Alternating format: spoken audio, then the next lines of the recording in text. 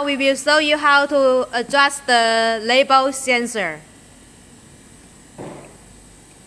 加减同时按。 Press these two buttons for about 2 seconds until the light is shining.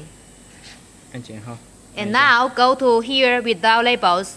按减号。 Click this button. 按一下。 This button. 好，然后再挪到野标位置，也切换就可以了。 And then go to label.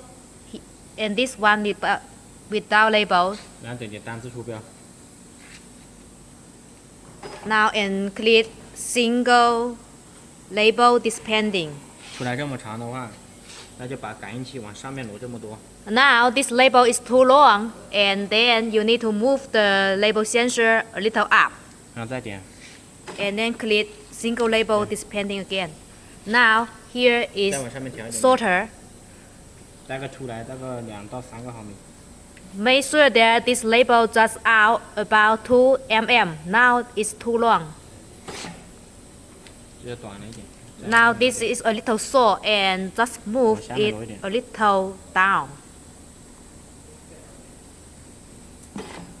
OK， 大概就这样子。